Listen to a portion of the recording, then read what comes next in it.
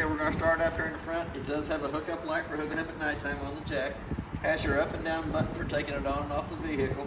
But there's a rubber plug in the top that a manual crank handle comes in, and we'll manually crank that jack up or down either way you need it to go, get it on or off the vehicle if it won't work off the switch. It has two 20-pound propane cylinders on it that are full except for what we use to service the trailer.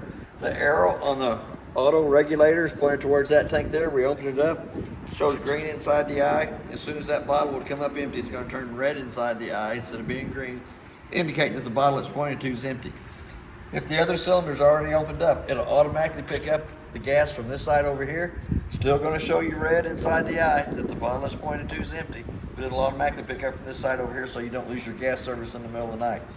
It has one new 12-volt battery on the front of the unit.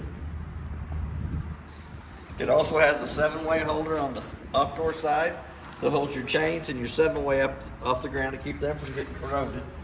And then we have two holes in the bottom of the bottle cover for a bungee cord to go underneath the metal rack to hold it in place during travel. And we have the quick disconnect at the top so that you don't have to take the cover off every time you want to get to the cylinders to open them or close them. As we start down the off door side, we're going to go into the front compartment on this side over here. They do have magnets to hold the doors up. There is a brass colored handle up here at the top that has the 3/4 inch nut on the end of it. And it will be used for running your slide rooms in and out. And it also is used for lowering your spare tire. It has a battery disconnect in the front compartment so that when you're not using the unit for a long period of time and you want to save all the 12 volts that's in the battery, you can turn that key to the off position and pull the key out, and it cuts off the battery from going back to the unit and saves all the juice that's in the battery for the next time you get ready to use it. The one to the left-hand side of it is a solar panel digital readout that shows you what the solar panels are putting out to the battery. And for them to, the solar panels to put juice to the battery disconnect has to be in the on position. So we're going to start down the line here. It does have a Suburban on-demand water heater that has a switch in the outside that has to be in the I position for it to work properly with the digital readout on the inside. We have the stabilizer jacks front and back. On the off door side, there is a brass handle on the door side that goes on that will manually crank those jacks up or down. For any reason they won't work off the switch, there is a manual way that we can crank those jacks up and down. So if we start back down through here, on our first termination valves, the 3-inch black handle in the front to the back is the toilet water. The 2-inch gray valve in the front will be your bathroom sink and shower water. The 2-inch gray valve in the back will be your kitchen sink water only. It does have a 50 amp power cord, goes on, makes a connection here. The cord's 36 foot long. Does have a blue light on that end over there, indicating it's got power coming to it. We do have an outside shower on the off-door side that gives you hot and cold running water to this side of the unit. And the next one down is the outside of the furnace. It's going to suck cold air in the back, hot air out the front. I always suggest putting the mod dubber screen over the outside of the furnace for the simple fact, once it's been lit on propane, mod dubbers love that smell. They go in there, they build a little dirt nest on the inside of the chambers, which cuts your airflow down and causes your furnace to cycle improperly. Here again, we got the lug nuts on the trailer, have been torqued at 100 foot-pounds, is what's recommended on the side. The tires are air after pressure, which is 80 pounds on the side of these cold. We're coming back to our second termination valve here in the back, which is a 2-inch gray valve, and it is your outside kitchen water only. The little hole in the radius metal here is for that brass 3/4 inch handle to go up in that will manually crank the room on the opposite side of the trailer in or out. For any reason it won't work off the switch, there is a manual way to crank that room. But on the off door side, it is the room on the door side of the trailer that it will crank in and out. We're going to come back to our water connections. The very top one is a black tank flush, so when you're dumping your holding tanks, you can hook a water hose and regulator up to this connection, turn water pressure onto it. Has a little aerator on the inside of the black tank that spins around, cleans more of the debris out of the inside of the black tank only. The connection to the left-hand side is your city water connect that you can hook to with the water hose and regulator and never have to fill the fresh tank on the unit. The one to the right of that is your freshwater tank fill. You hook to it with the water hose and regulator, fill your fresh tank. Does have a white valve between the axles. It is the fresh tank drain. The one with the T-handle on it is the drain. The other one with nothing on it is the vent tube coming from the inside of the fresh tank that lets air out of the tank while the tank's filling with water. On the very back side here, we have a park cable hookup at the back. We have a backup camera that's prepped for a backup camera. It does not have the camera in it, but it is prepped for it. It is also prepped for a Lippert extendable ladder for going up and checking the roof. And we have a 2-inch receiver on the back for like a bicycle rack, kayak rack, something like that that you can slide into a 2-inch receiver. Going down the door side, first stabilizer jacks are on this side over here. The extend and retract button is on this side. The manual crank is on the off door side of that. Right in front of that, we have a gas line quick connect that is in the on position. The T-handle is in line with the gas line coming to the outside grill. Hole on this side over here on this radius metal will crank the off door slide in or out. For any reason, it won't work on its own. There is a manual way to crank that room in and out. We're gonna go up into the refrigerator on this side. This is a 110 refrigerator only. It has to be plugged into 110, and the controls are in the upper right-hand corner of that. We have a light switch on the wall that turns the light above us on. We also have a USB port out here for charging your cell phones. Pretty good sized little cabinet space up here at the top. Excuse me, and an outside sink that gives you hot and cold running water out here. It does have a stopper for the sink. And this is your third gray tank connection on the other side of the unit. We got our outside grill. Cuts over the little metal bracket here on this side here. Gas line connects into it. What you're going to want to do is you're going to want to push in on the button, turn it sideways to light it. Automatically it lights up right off the way. There is the griddle in the front compartment that goes over the top of it, so I'm going to go ahead and shut that right back off. Don't need to heat it up. But the little vent tube right above it is for the kitchen sink. When the kitchen sink has water going through it, it has to have a vent to come to the outside of the trailer, so that's your vent that comes to the outside. The vent right above it is for your stovetop, the range hood, for it to vent out the top there. We have another 110 outlet on this side over here to plug your TV into, and a park cable hookup or antenna on top of the unit. We're going to slide right past the front door for a minute. It does have another hole up here in the radius metal that will manually crank your spare tire up or down because your spare tire is underneath the unit. There is a doggy leash out here on the front so who could animal up to. We have our 2 JBL speakers on the outside of the unit on this side over here. All the compartments have magnets to hold them up in place. But we have the rest of our griddle is out here in this compartment here. Manual crank handle for the tongue jack on the front of the unit that goes in the tongue jack to manually crank it up and down. And then we have the brass handle up here at the top that is for the 2 stabilizer jacks front and back of the unit. And they are just stabilizer jacks. They will not level from side to side. They just stabilize the trailer while you're walking through it. We have a 110 outlet in the front compartment. We also have a 2-way light that's either on 24/7 or motion censored. And the little black switch here turns our 2 sets of LED strips on the front of the unit on for decorative lighting. So we're going to go back. It does have your second switch for your stabilizers up here in the front. We're going to go back to the front door. We're going to open it all the way up. And there is 2 gas lines on that outside griddle there. Will allow the room to extend all the way out, or you can have the room in and use the griddle on the outside either way you wanted to go with it. It does have a blue handle on the right or left hand side of the steps that you pull loose. Allows the steps to come out. Push button underneath each one of the legs for adjustment on the legs. There's 15 to 18 slots in the legs for adjustment. Main thing is once the steps come out and lay down, they have to lay flat in the threshold so that the front door fits over the top of them properly without dragging. So we're going to go to the inside of the unit. We're going to turn. It does have the JBL Bluetooth speaker unit up here at the top. Turns on. Link it to your phone through the Bluetooth. Plays music on the outside of it. Right there indicates that it does have power going to it. We're going to come down to the monitor panel. Little green note up at the top shows you that it has a battery voltage on it. It has a fresh tank. a black tank 1, black tank 2 is not used, gray tank 1, gray tank 2, and gray tank 3. As they fill up, they'll show 1/3, 2/3 full. Main lighting. First button on the left-hand side turns the lights on the living room kitchen area. Second light switch turns the lights underneath the awning on. Third light switch turns the accent lighting above the slide rooms on. We have a set of tank heaters underneath each one of the holding tanks, and a water pump button that turns the water pump on between the freshwater tank and the faucets. We'll turn it on, turn it right back off because it doesn't have water in it. Shows the fresh tank's empty. So we're going to extend that awning out.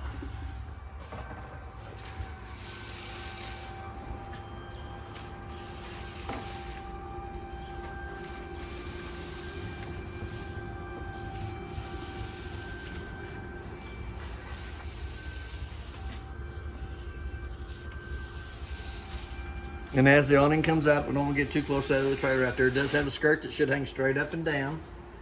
And there is a pinch point on each one of the arms at the very bottom that you can pull down against to put the pitch of the rain to the front or the back of the awning, either way you wanted it to go.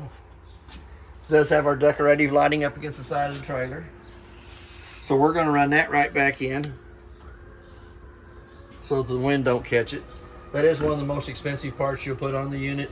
If for any reason it gets damaged, it is one of the most expensive pieces that you can put on the unit. So while we're doing that, we're going to go ahead and run the kitchen slide out.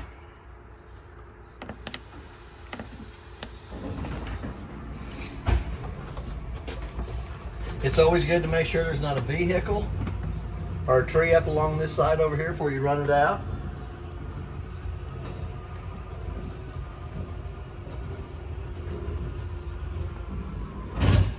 And then we're going to go ahead and run the main slide out, which is the living room table and kitchen table and the living room recliners.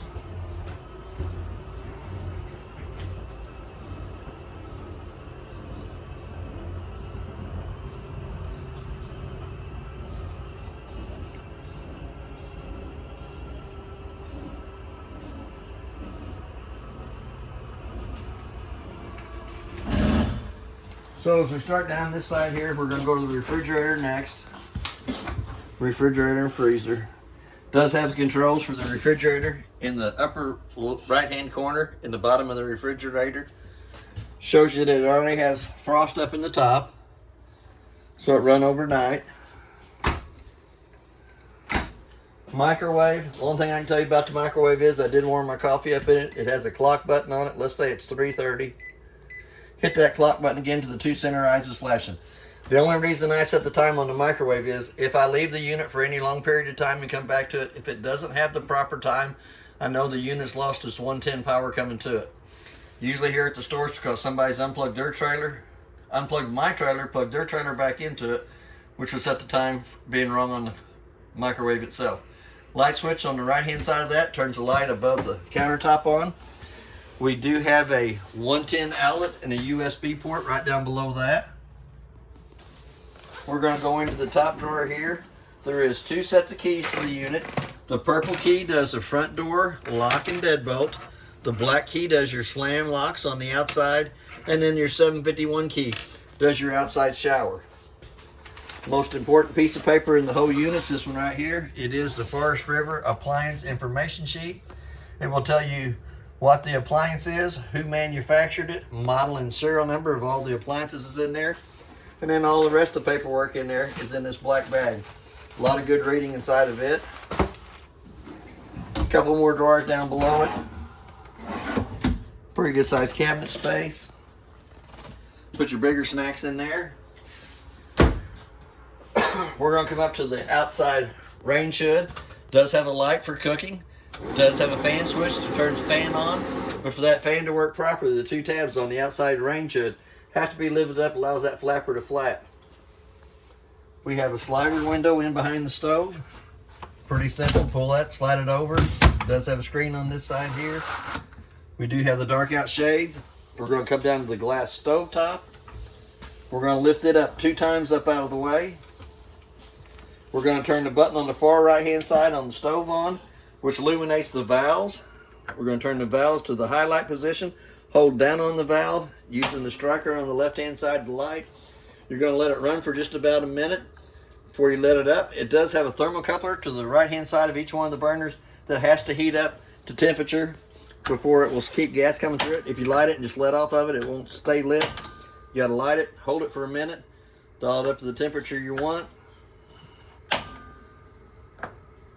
Anytime the gas valves has gas coming through it, they will illuminate red instead of being blue, indicating that it has gas coming through the valve. So we're going to shut them three right back off. We're going to go down into the oven section of it. We're going to turn the light to the bottom. We're going to turn the knob up here at the top to pilot, using the same striker on the left-hand side to light the oven as we did the top burners. Sometimes it takes a little longer for it to get gas to come down to the oven itself. There we go. We're going to let that pilot run for about a minute, which heats the thermocoupler right above it up, brings it up to temperature. Once it gets up to temperature, then you can turn the valve to the setting you want it to come up to. Presto, the oven's lit. No dragging and no long lighter or match out anymore. And when the oven has gas coming through the valve, it will illuminate red too, indicating that there is gas coming through that valve. So we're going to shut that right back off and close it up. It does have a big drawer underneath it for pots and pans. Pretty good sized cabinet space underneath the sink on this side over here. Lots of extra dish soap, cleaning supplies. As we step down through here, it has two remotes. The bigger remote is for the TV. Here we go. And that's channel 4. It's about 80 miles away from here in St. Louis. Let's come down a channel and see if we can get two to pick up better than that. There's channel 2, which is about 80 miles away from here too. That's working off the booster behind the TV and the antenna up on top. That's not too bad of a picture for TV station that's 80 miles away from here, off the antenna and the booster. So we're going to turn it back off. We're going to go down to the little remote, which is for the fireplace. And when we turn it on, it's got a temperature setting on the left-hand side that we go. There's 00, which is off, just showing the flames and the rocks. Then we have a low setting and a high setting on it. You can tell the temperature change in the front or the fireplace right off the bat. You can change the color of the rocks in the bottom. And if you turn it to where they're green, they will go through all the colors of the rocks. Then we got our flames. We can change the color of the flames. I must not be holding my mouth right because it's not changing the flames, but it will. And then we have from 30 minutes up to 9 hours that we can set it for, that we can let the fireplace run. And then the red button back at the top shuts it back off. Pretty good sized cabinet space down below it. DVDs, books, games. On the couch area, there's a light switch underneath the cabinets that turns the two lights above us on. We have quite a bit of storage up top. Extra blankets, pillows, stuff like that for the couch. We have a USB port on either side of the couch and a 110 outlet on either side of the couch. And since this is a bedded area, we do have a fire escape window in behind it. Red handle opens up, lets it slide over for escaping out this side over here. So we're going to shut that back off. Then it has the blackout shades that pull to the center to block it out for sleeping. We're going to take the two pillows up and put over here on the recliners. We'll take the two back cushions off.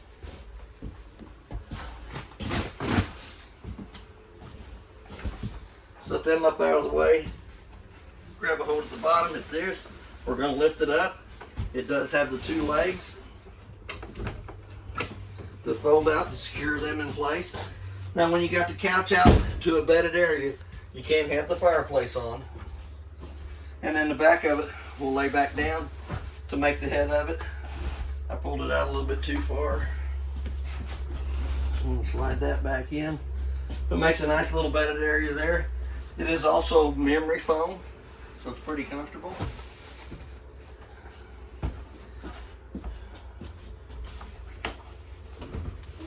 We're going to lift it back up, fold the two legs back underneath, allow them to go back down.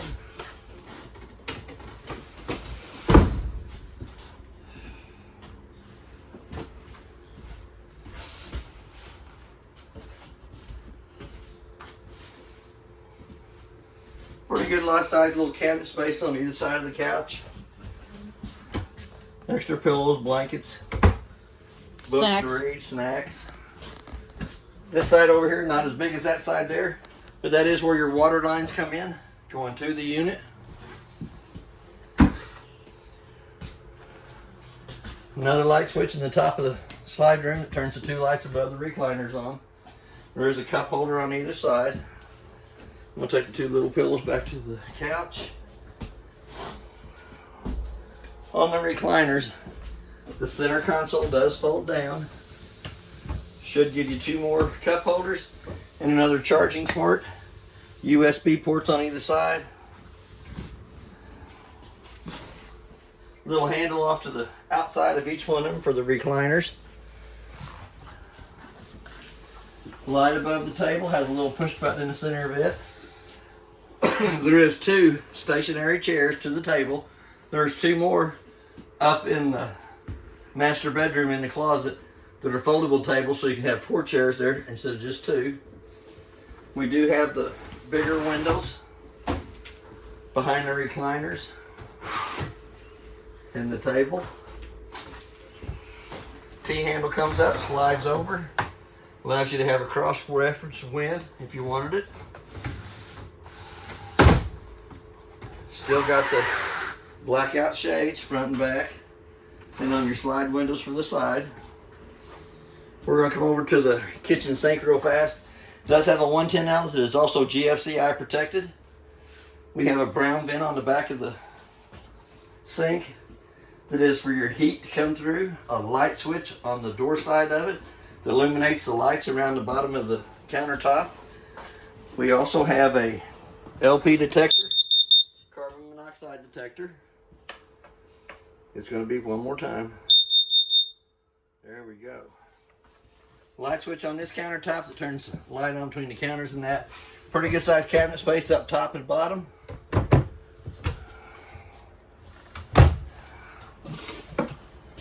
It does have another USB port.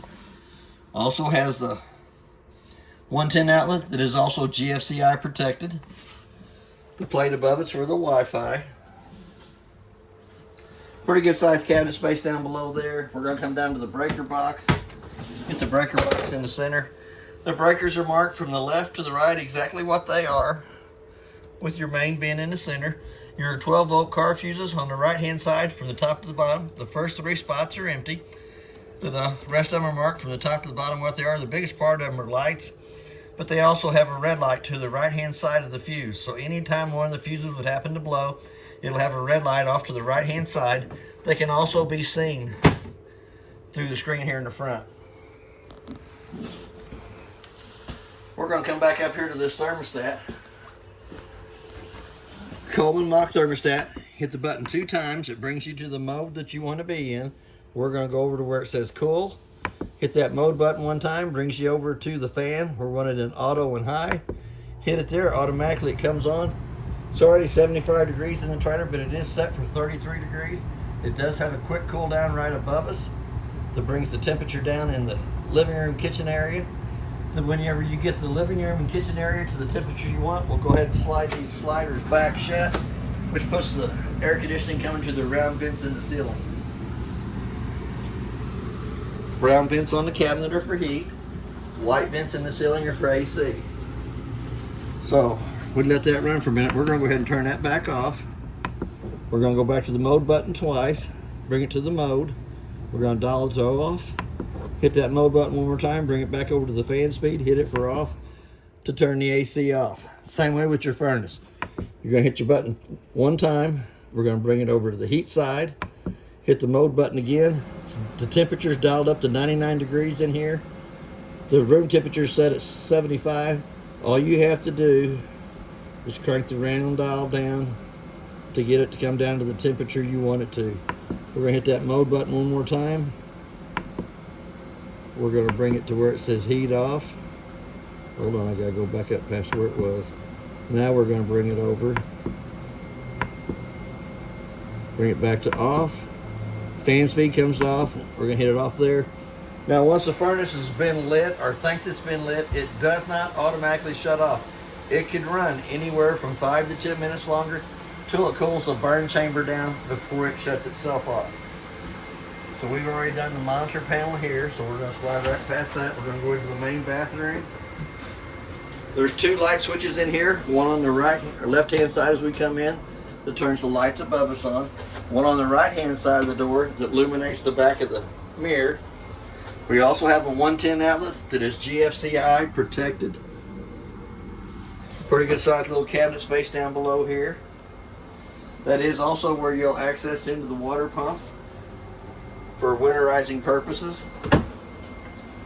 We got a narrowed knob in the vent in the ceiling that cranks up, brings the fan up. Little black button turns the fan on. That's for pulling the moisture out of the bathroom.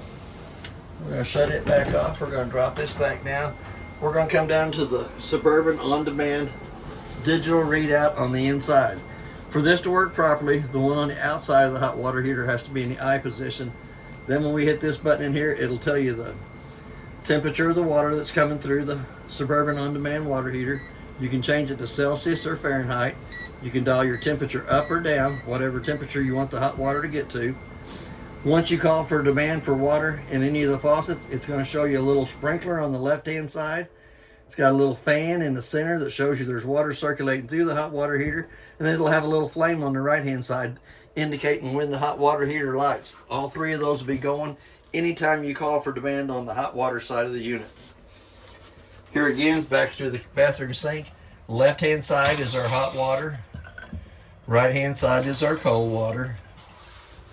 We're going to lift the lid up. It does have a single foot flush on the right-hand side of the stool for bringing water into the toilet. Push all the way down, fills and dumps. We have another brown vent on the cabinet wall here that brings heat into the master bathroom. We got a round vent in the ceiling here that brings AC into the master bathroom. On your bathroom shower faucet, hot water on the left side, cold water on the right side. Does have a stopper up here to turn the water on and off with. Does have a dome up at the top of the shower for you taller guys. I ain't got that problem, I don't have to get up that far, but for the taller guys, there is a dome up there. We do have a curtain for the bathroom shower, locks in place. You can pull against it on the inside. It automatically opens up, slides back over. Doesn't have a stopper in the tub, so it's not a shower or tub that you wash an infant in. Does have a toilet paper holder. Didn't know if you're right-handed, left-handed. Didn't mount that. You can mount that either way you wanted to go with it. We're going to step out of the master bathroom. Round light vent brings AC into there. Light switch on the wall turns the 2 lights at the foot of the bed on. We have a Versa tilt bed that goes up and down. When you put it up and down, you don't want any weight on it. You don't want anybody sitting on it, laying on it. But there is also a 110 outlet and a USB port on either one of the closets. On either side of the bed. Little black button up here turns the 2 reading lights on. But you do have a 110 outlet and a USB port on either side. Here again, we got 2 shades on the fire escape in this. You got the one that you can actually see out and they can see in. Or they got the one at the top that blacks it completely out. They come apart in the center. Little red handle comes out, goes through the bottom of the window frame for access off the off-door side of the unit. We have 2 more folding chairs in here that go to the kitchen table, but that is also your washer dryer area. It can be used as a closet. Take the rod out, and you can put a stackable washer and dryer there, 2 designated 110 lines. Then you have your red and blue line for the hot and cold water and a drain line for the center of that. There is also a privacy door on that. So if you don't want anybody seeing in there while you're washing your clothes, slide that back over. There is a privacy door between the master bedroom and the hallway.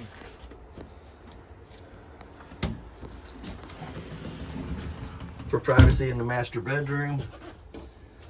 We do have the one round light vent in the ceiling here that brings AC from the living room kitchen area to this part of the unit. I'm just a little guy, so I'm gonna climb up here on this bed. There is a control knob that you want to take all the way around to the blue side's thicker. Then you're gonna crank it up 2 times on low fan. Then you got high fan. Then you got low cool, which is the blue one, and high cool, which is the blue one there too.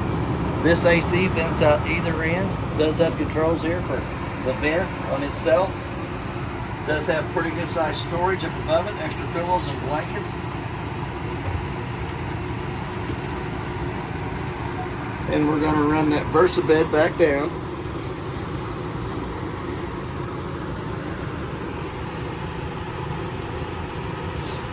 It does have one of them blackout shades in the very front window on the unit, so you can black it out up there. And it also has a little storage up underneath it that accesses you into your front compartment, gives you 4 little baskets down here at the bottom. Quite a bit of storage in the unit. So here again, we're going to run that Versa bed back up. Can't have anybody on the Versa bed while it's going up or down.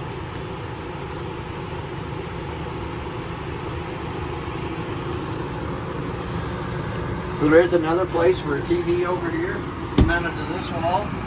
110 outlets to plug it into. Card cable or antenna.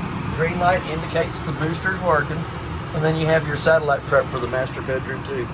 If you wanted to have a satellite dish that sits outside the unit, that plugs into the coax connection in the very back, change your coax connection on your TV up here to where it says satellite, and you'll have satellite in the master bedroom coming off your outside satellite. That's basically everything on your unit. If you have any questions, I'll try to answer them the best that I can. And thank you for your time.